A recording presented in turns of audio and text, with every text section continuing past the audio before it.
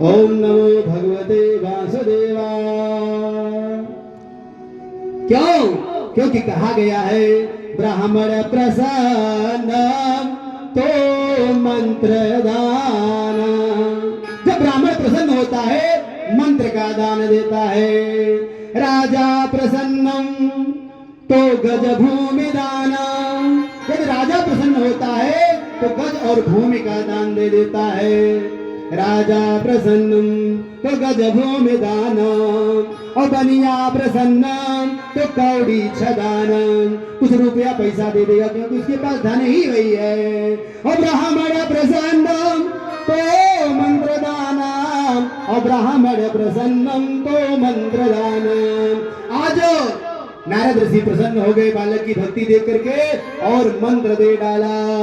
नारद जी ध्रुव को मंत्र दिए। इसी मंत्र को पाकर ध्रुव नारद की परिक्रमा करके पुष्प भेंट किया और भगवत भक्ति की आराधना में लग गया। क्योंकि कहा गया है बड़े भाग जब जानिए जब मिलने आवे सन। और संतन को मिलने करो सब कष्ट न को तुलसी संत सुअम्ब तरो और फूल फरई परहे। इतते वो पाहन हते इतते वे फल दे। क्योंकि संतों का स्वभाव ही होता है तरुअर कबहु न फल भके नदी न संचय नीर। परमार्थ के कारण साधु न धरा शरीर। नारद जैसे परमार्थी से मंत्र पाकर ध्रुव महाराज जप करना प्रारंभ कर दिए। जब गुरु सच्चा होगा तो शिष्य भी सच्ची शिक्षा को ग्रहण करेगा, सच्ची शिक्षा को प्राप्त करेगा। इस प्राप्ति का एक अच्छा साधन बताएगा कि गुरु के बिना कोई भवनिध पार नहीं हो सकता है। और अगर गुरु ही गड़बड़ है तो चेले का तो जीवन ही गड़बड़ होना है। गुरु के बारे में बहुत सारी बातें लिखी हैं लेकिन कथा बहुत है इसलिए मैं बहुत ज्यादा विस्तार में नहीं जाऊंगा। गुरु बिनु भवनिधि तरई न कोई और जो बिरंच शंकर सम होई। कबीरा गुरु के देश में बस जाने जो को और कागाते हंसा करे वर्ण जात कुल को। जो गुरु की शरण में आ गया उसे जात बिरादरी से कोई मतलब नहीं होता है। जाग घर गुरु की भक्त नहीं, जा घर गुरु की भक्त नहीं और संत नहीं मेहमान। ता घर जम डेरा किया जीवत भय समान। ता घर जम डेरा किया। ध्रुव जी महाराज मधुबन में जाकर के ईश्वर में मन लगा करके तपस्या करने लगे। पहले माह में अन्न त्याग दिया, फलाहार पर रहने लगे। 3-3 दिन तक फलाहार नहीं करते थे, तीसरे दिन फलाहार करने लगे। फिर दूसरे माह में 6-6 दिन बाद सूखे पत्ते चबा करके खाना शुरू कर दिए, रहना शुरू कर दिए। तीसरे माह में 9-9 दिनों तक केवल जल पी करके रहने लगे। चौथे माह में 12-12 दिन के बाद केवल वायु का आहार करके तपस्या करने लगे। 5वें माह में श्वास को जीत कर एक पैर पर खड़े होकर के तपस्या करने लगे। इंद्रादि देवों घबरा गए और विभिन्न प्रकार से डराने धमकाने लगे और तपस्या भंग करने का प्रयास करने लगे। क्यों? संत लवार चोर मुन ज्ञाने और जैसे आपन तस दूसर जाने। तस आपन अरे संत लवारा और चोर मुन ज्ञाने जैसे आपन जैसे खुद होते हैं वैसे ही दूसरे लोगों को जानते हैं। करे सारे देवता मिलकर भगवान की शरण में पहुंच कर प्रार्थना करने लगे। तब भगवान बोले हे देवो तुम निश्चिंत हो जाओ, ध्रुव की भक्ति से मैं प्रसन्न हो गया हूँ। सारी सृष्टि में हाहाकार मच गया। सारे लोग सोचने लगे महाराज अब तो प्रलय हो जाएगा, सृष्टि में अंधकार छा गया है। भगवान बोले घबराइए मत, जो मोहन में मन को लगाए हुए हैं, जो मोहन में मन को लगाए हुए हैं, वो फल मुक्त जीवन पाए हुए हैं।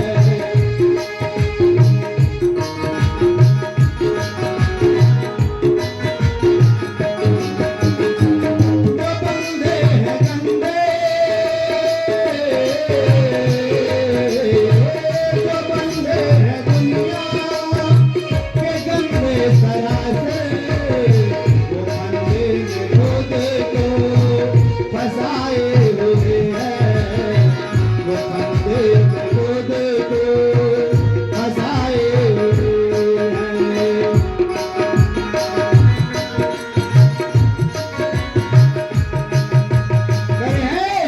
जो सोते हैं गफलते में रोते हैं आखिर, जो सोते हैं गफलते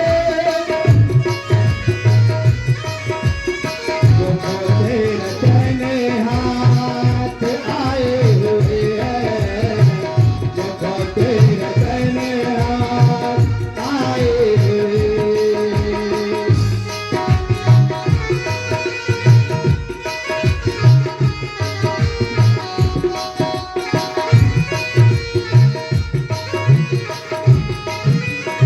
पकड़ पाया सतगुरु के दामन को जिसने, पकड़ पाया सतगुरु के दामन को जिसने, वही है मगन सब सताए हुए हैं, वही है मगन सब सताए हुए हैं।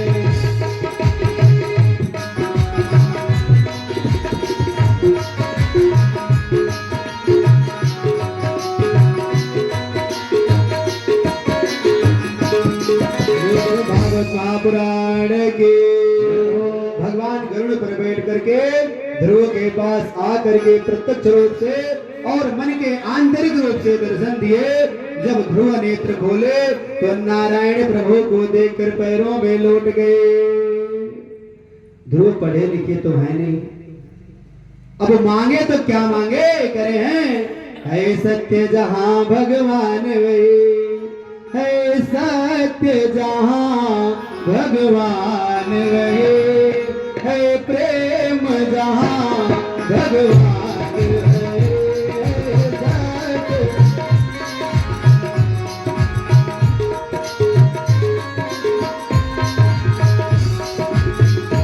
है सत्य जहां भगवान वही, है प्रेम जहां भगवान वही।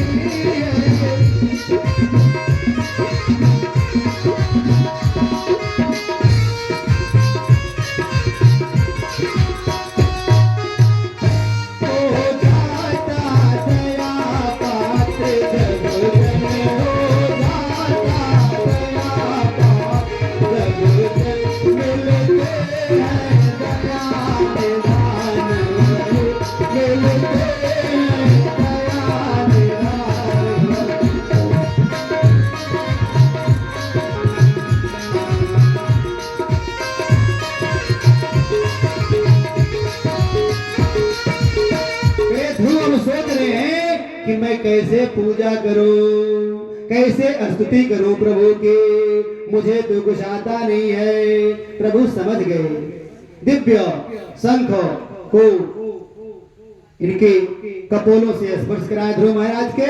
ध्रुव जी को सारा वेद वेदांत कंठस्थ हो गया। ध्रुव जी कहने लगे, ध्रुव जी को जैसे ही स्पर्श कराया, ध्रुव जी के अंदर वो सारी क्षमताएं आ गई। नारायण की कृपा जिस पर हो जाती है, निश्चित रूप से कहा गया है, मोकम करोति वाचालम पंगुम लंघयते गिरिम यदि कृपातमहं वंदे परमानंदम माधवम।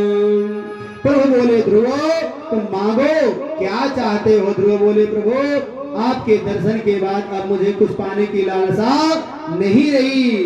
भगवान बोले नहीं, तुम सिंहासन की इच्छा से आए थे, इसलिए मैं तुम्हें वरदान देता हूँ, आशीर्वाद देता हूँ।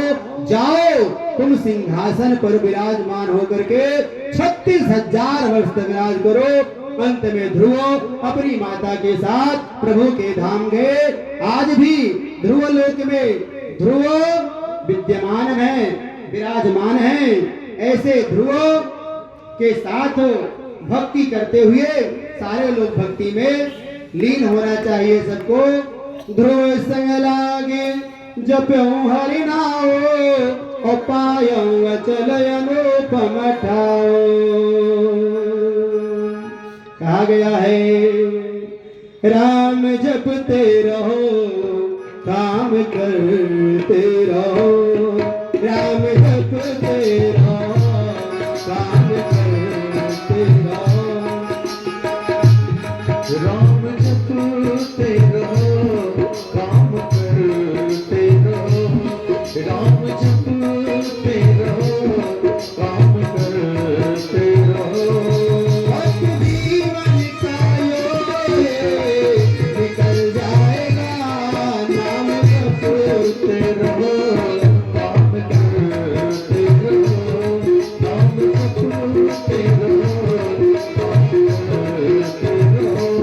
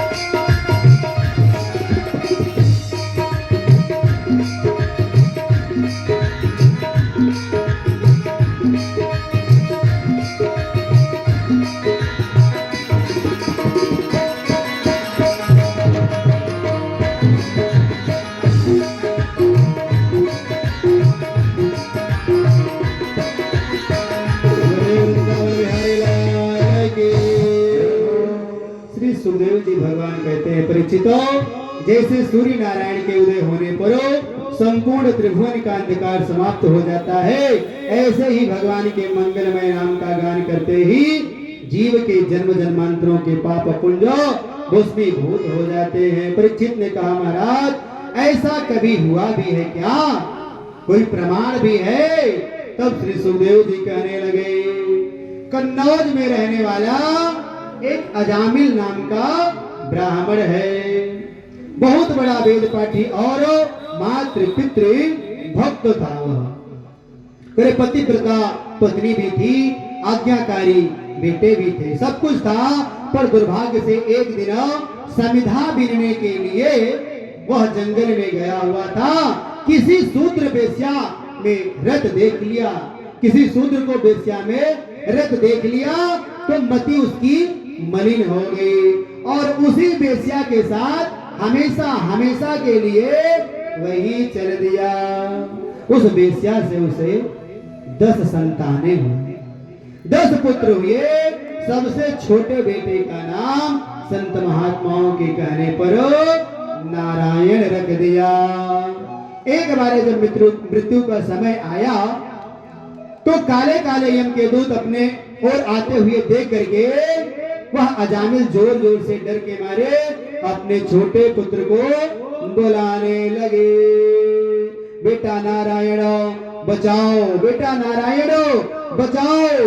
जहां ये शब्द भगवान के पार्षदों के कानों में पड़ा, वहां नारायण भगवान के पार्षद आकर यम पास को तुरंत छुड़ा दिया और कहने लगे,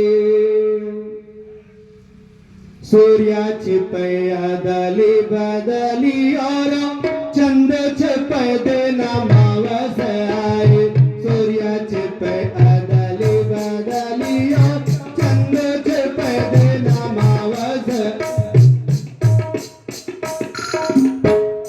पानी की बूंद पतंग छिपे और मीना छिपे इच्छा फल पाए, पानी की बूंद पतंग छिपे और मीना छिपे इच्छा फल पाए, और भय पर मोर छिपे और मोर छिपे रे तो फागुन आए, और भय पर मोर छिपे और मोर छिपे रे तो फागुन, ओठ करो सत घूंघट की पर चंचल नैन छिपरा छिपाए, ओठ करो सत घूंघट की पर चंचल नैन छिपरा छिपाए।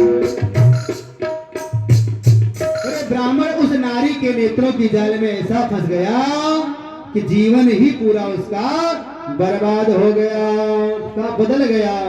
क्यों? कहा गया है, मेरो मोरो तोर तय माया और जही बस के ने जीवन काया, अति प्रचंड रघुपति कय माया, जैन मोहयस को जग जाया। भगवान नारायण कहते हैं, भाय को भाय नख आलय से हो, भाय को भाय नख आलय से हो।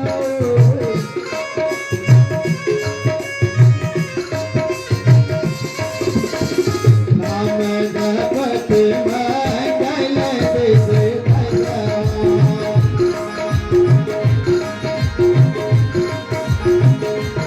नाम जपने से कैसे भी नाम जपिए, आग है, आग में हाथ प्रेम से डालिए, प्यार से डालिए, चाहे क्रोधित होकर के डालिए, उसका काम ही है जला देना। वैसे ही भगवान नाम में वो महिमा है, वो शक्ति है। कह रहे हैं, भाव को भाव अलग अलग, नाम जपत मंगल दिस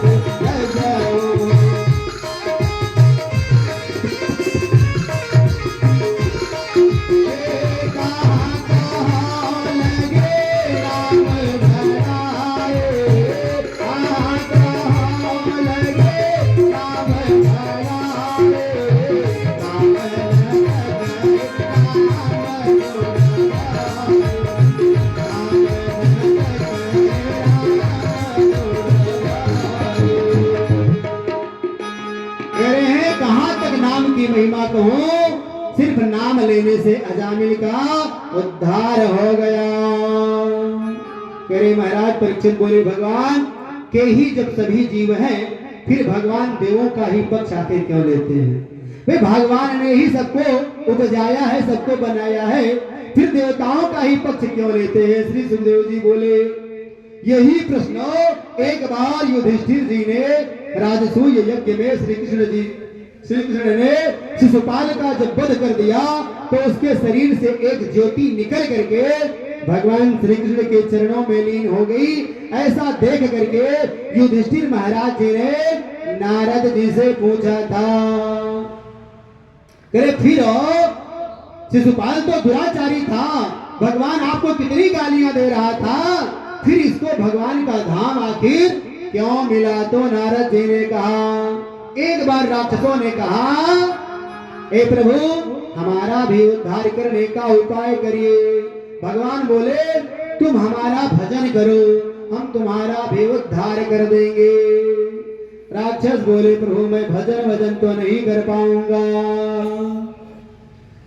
राक्षस कह रहे हैं, अगर मैं भजन ही करने लगा, धर्म कर्म ही करने लगा, तो मैं किस बात का राक्षस रह जाऊंगा। इसलिए ये सब काम प्रभु मुझसे होने वाला नहीं है। कोई भजन नहीं तामस तेरा,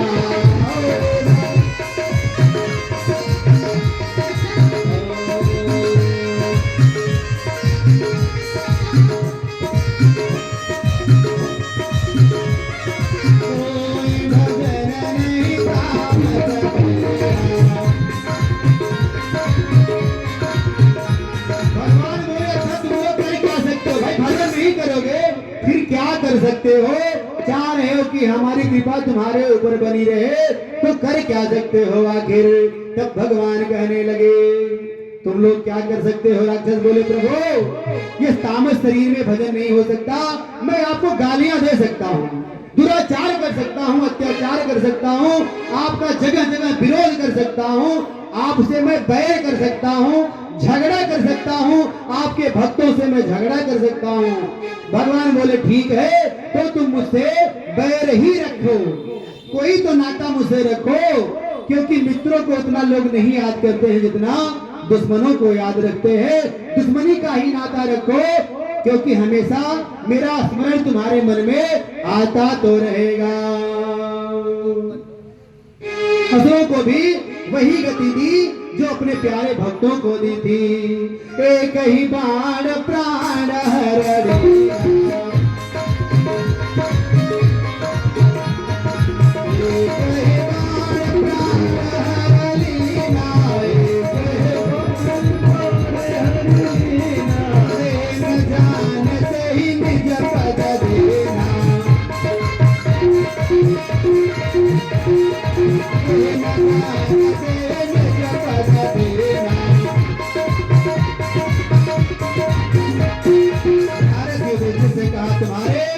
नारद जी ने युधिष्ठिर से कहा, तुम्हारे मौसेरे भाई शिशुपाल और दंतवक्र भगवान के मुख्य अनुचर थे।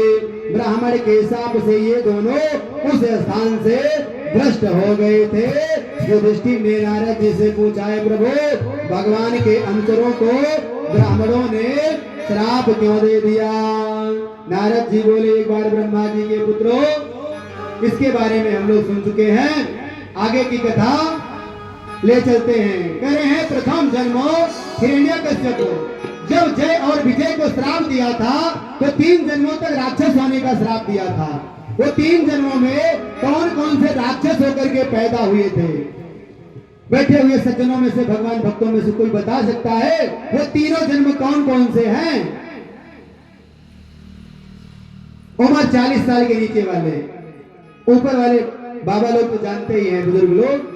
40 साल के नीचे वाले, कल तक 30 साल वालों से ही निवेदन था, आज 40 साल उम्र बढ़ रही है। कोई बता सकता है कि वो तीनों जन्म कौन कौन से हैं, कि तीनों जय और विजय के कौन कौन से जन्म हुए थे? आइए जानते हैं। प्रथम जन्म हिरण्यकश्यप, जिसे नृसिंह अवतार लेकर के भगवान जी ने उसका उद्धार किया था, और हिरण्यकश्यप तथा हिरण्याक्ष को वाराह अवतार लेकर के ईश्वर ने उनका उद्धार किया था। दूसरे जन्म में रावण और कुंभकर्ण होकर के पैदा हुए कौन? जय और विजय। मेरे प्यारे मित्रों, भाइयों, चाचा, बाबा, बहने, माताएं, सब लोगों को ये जानना चाहिए कि जय विजय को जब श्राप मिला था, तो तीनों कौन कौन से जन्म उसके हुए थे? हिरण्यकश्यप और हिरण्याक्ष पहला, दूसरा रावण और कुंभकर्ण, जिसे भगवान रामचंद्र जी ने उद्धार किया था। तीसरे जन्म में धीरे धीरे इन लोगों की उग्रताएं कम हो गई थी, भगवत भक्ति में लीन रहने लगे थे। तीसरा जन्म शिशुपाल का हुआ था और दंत वक्र का हुआ था, जिसका भगवान श्री कृष्ण ने अवतार लेकर के उद्धार किया। राजा परीक्षित बोले तो महाराज भगवान ने प्रहलाद पर कैसे अनुग्रह किया था, कृपा करके मुझे बताइए। श्री सुखदेव जी महाराज बोले, जिस समय भगवान ने 12 रूप धारण करके पृथ्वी को पुनः स्थान पर स्थापित कर दिया, हिरण्याक्ष का उद्धार किया, तब उसकी स्त्रियां रुदन करने लगी, माताएं रोने लगी, करुण स्वर में विलाप करने लगी। तब हिरण्याकश्यप ने आकर के धैर्य बधाया और बोला, मैं बदला लूंगा, जो भी मेरे भाई का हत्या किया है भगवान का शत्रु बन गया। उसी दिन से वह मंदराचल पर्वत पर जा करके घोर तपस्या करने लगा। जब यह घोर तपस्या करने के लिए मंदराचल पर्वत पर जा रहा था, उस समय इसकी पत्नी गर्भवती थी। इंद्र को लगा कि यह तो तपस्या करने जा रहा है, अब मैं इसकी स्त्री को ही उठा ले जाऊंगा, उत्पात करूंगा, जिससे तपस्या ये सफल न हो पाए। रास्ते में महर्षि नारद मिल गए, बोले इंद्रदेव ये आप अच्छा नहीं कर रहे हैं। जब उसका पति तपस्या करने के लिए गया है तो आप इसे अपने घर वहां नहीं ले जा सकते हैं स्वर्गलोक में। नारद जी के कहने समझाने के बाद इंद्रदेव छोड़ दिए। नारद जी अपने कुटिया में ले आते हैं, उसकी धर्मपत्नी नारद जी की कुटिया में ही रहने लगी। नारद जी के कुटिया में ही प्रहलाद का जन्म हुआ है। विभिन्न प्रकार की कथाओं को सुनाया करते थे नारद जी। बाद में जब तपस्या करके लौटा तब वह नारद जी को बहुत सारा धन्यवाद दे करके अपने घर ले गया था। करे वह तपस्या करने लगा, ब्रह्मा जी प्रकट हुए और उसको वरदान दिया। वह अमर होने का वरदान मांग रहा था, परंतु ब्रह्मा ने कहा नहीं, इसके सिवा तुम कुछ भी मांग लो मैं तुझे दे दूंगा, लेकिन इस धरातल पर जिसका जन्म हुआ है उसकी मृत्यु निश्चित होती है, इसलिए मैं अमर होने का वरदान तुझे नहीं दे सकता हूँ। फिर उसने वरदान में मांग लिया, ए प्रभु यदि आप कह ही रहे हैं तो न तो मैं भीतर मरूं, न बाहर मरूं, न ऊपर मरूं, न नीचे मरूं, न जल में मरूं, न थल में मरूं, न रात में मरूं, न दिन में मरूं, न अस्त्र से मारा जाऊं, न शस्त्र से मारा जाऊं, न कोई मुझे मनुष्य मार सके, न कोई दानव मार सके, न मुझे देवता मार सके, ऐसा वरदान आप दीजिए। भाई जब कोई नहीं मार पाएगा तो मैं वैसे ही अमर हो जाऊंगा। इन विचारों को लेकर के वह आशीर्वाद में मांग लिया वरदान में। अब ब्रह्मा जी ने कहा तथास्तु, सारा वरदान दे दिया। बोला ब्रह्मा जी ने ठीक है। वरदान प्राप्त करके अपने भाई की मृत्यु को याद करके देवदानव मनोज ऋषि सर्प सबको अपने अधीन कर लिया। इंद्र को भगा कर इंद्र के भवन में रहने लगा। आदेश दिया कि जहां ब्राह्मणों का समाज हो, गौशालाएं बनी हो, वेद पुराण कहे जा रहे हो, वहां पर अत्याचार करो, आग लगा दो, नष्ट भ्रष्ट कर दो। यत्र यत्र द्विजागावे वेद वर्ण आश्रम क्रिया तम तम जनपदम याता संसंदे करे हैं, इतना उत्पाद करने लगे।